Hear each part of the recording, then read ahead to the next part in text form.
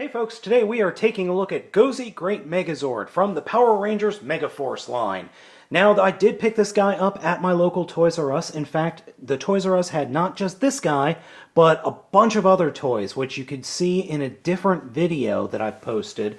And that video link should be right about here, or maybe over here. Anyway, so this is the Gosei Great Megazord. Now, as you may know from my Gosei reviews, this is Gosei Great.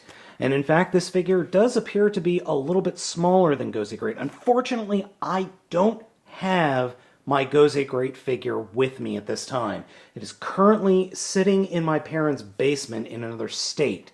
So I will be getting that figure probably over Thanksgiving weekend, and we'll be hopefully bringing that back so I can do a size comparison. But I can already tell you, just from looking at the figure in the box, that this figure is probably smaller than Gosei Great. So here is the front of the box. On the side, we've got a card battle game, or a card game that you can use with the Morpher, the 10-sounder, a picture of the Megazord. On the other side is more of the card stuff, and a Power Rangers card scanner app for your iPhone, and then everything that the Megazord can do. So the first thing that the Megazord can do is combine with the different header units, which each header unit comes with some kind of flying or some kind of vehicle with the colored ranger. Notice no pink or yellow rangers, all male rangers here. The next thing it's going to be able to combine with is the Robo Knight Megazords, which is the Robo Knight Lion Megazord, and then these two motorcycles that have the other headers. And that will give you the... Actually, I'm not even sure what they're going to call this Megazord. And then finally, what it can do is merge with all of those three that we showed before, plus one extra header, into the Hyper Gosei Great Megazord. Notice the distinct lack of Datas from Gosei. Now, Datas was an arcade machine that turned into a robot that then turned into a bigger robot. So there's no Datas here, which I am thankful for, because I hated that character, and the toy was only okay. But I am curious on how this is going to work. Now, I do have this, and that'll be a separate review of all these three guys merging together with Gosei Great Megazord. But I am curious to see how this is going to work. So let's go ahead and get the Gosei Great Megazord out of the box and take a look. First thing that I found that was pretty cool that came in the box is the box has this nice backsplash of the Master Header look. And if you don't know what this actually is, so we've got the Sky, the Land, and the Sea teams, or maybe I think that might be, so that's Sky, Sea, and Land, whatever. But this is the look of Master Header, and it makes a nice little backsplash to put figures against. So we're going to take a look at the headers themselves. Here is the Snake header, and I have to admit, I am really impressed with the paint that they put on these. There's actual paint on these guys, which I was expecting there to be no paint. So the Snake header looks pretty cool. The Tiger or Lion or Saber-tooth header looks okay, though the wheels do feel very cheap. Shark header, and it looks like it's supposed to open, but it doesn't. Phoenix header. And finally, Dragon header. And the dragon mouth does not open, but the crest does go up. So I have to admit, I've got to give props to Bandai of America. I'm really happy that they bothered to paint these things. They're not as detailed as the Gosei headers, but they're still pretty darn good. I've got to admit, I am impressed.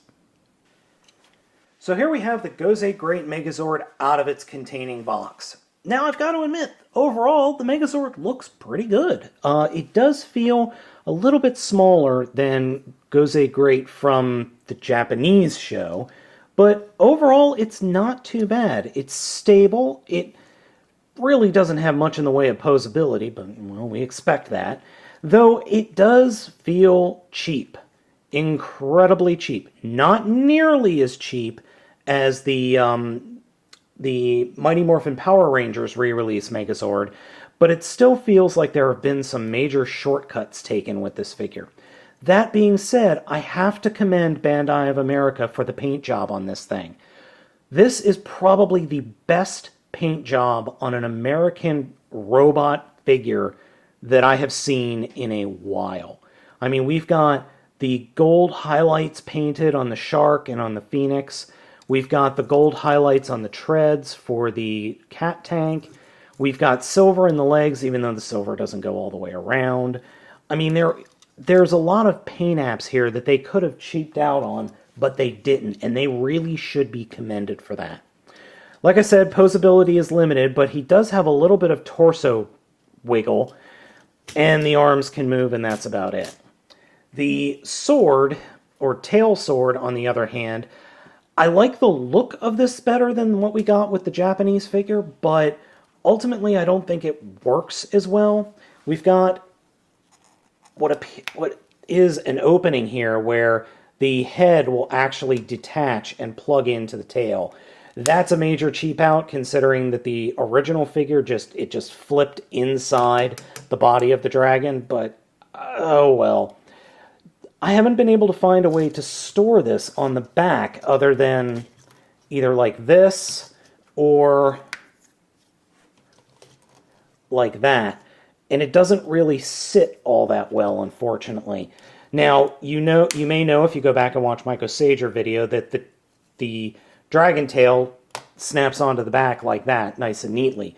Not so in this case.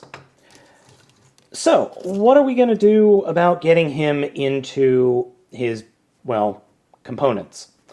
Well, we'll just start ripping pieces off. So first off, we'll pull off the shark, pull off the bird, detach the dragon, and everything's held together with these small pegs. And no, these pegs will not fit any other figures. I've already tried. And then we'll detach the lion, or tiger, or bear, or whatever. First up, this guy, just fold the head down, and that's it. Next, we'll do the shark. Just fold the fin back, snap that together, and that's it. Next, the bird. Just fold the wings out, and that's it. Next, the snake. Fold the head down, fold the legs out, and there's the snake train. And finally, the dragon. For the dragon, we're going to actually remove the Megazord head, open up the tail, and plug the Megazord head into it. And it only goes that way. And then plug the tail into the back. Oh, maybe it's got to go that way. There we go. Now, I don't think that's right because, well, it has to be because, as you can see, the hole is shaped a specific way. So, there we go. Now, here's the dragon. The dragon doesn't look too bad, but I think this dragon works. This way, the dragon works a little better. It's more proportioned than what we get with the original Gosei Great, or the Gosei Dragon, but it just feels off, as do all of the vehicles. I mean, none of them have the same level of detail that the Gosei Great vehicles have. The snake, there should be a lot more details and a lot more paint on the plastic around here, and it should be able to not pop apart like that. But it doesn't have the same level of detail. Same with the tank. The tank isn't bad, I've got to admit. I'm pretty impressed with the tank, but it just doesn't have the same level of detail or heft that the original figures did. Especially with the shark, because the shark should have fins that fold out, and he doesn't here, but none of this stuff looks bad. It's not great by any means, but none of it looks bad, which is, I've got to say, that's high praise coming from me, who has who have blasted and hated just about everything that Bandai USA has put out in the past few years. These guys aren't bad at all. Overall, I am shocked at the quality of this figure. It even comes with one of the little cards that you get, or you're supposed to scan with an iPhone app or whatever. Actually, it comes with two of them. So it comes with the Gosei Great and Gosei Great Ground Megazord. Wow, they aren't even trying, are they? They're just taking the name and adding Megazord at the end. Oh my. Anyway, so you're going to be able to make both of these guys. Well, you can already make this guy. But as you can see, this is the way the Gosei Great held the sword. But if you hear something that's scratching, my cat is in the litter box. So, would I recommend this? You know, if you can't get a hold of the original Gosei Great from Goseiger, this is pretty darn close. It's not perfect. It's smaller. It's there are corners cut. I'm not going to lie. There are some major corners cut. Well, not major. There are some minor corners cut, but this thing is pretty good. And for a Bandai of America release, that's high praise. This thing has paint apps that I would wholly expected to be completely crap. This guy is not completely crap. This is as close as we are going to get as to getting the actual Gosei Great figure. And you know what? This is close enough to make me happy.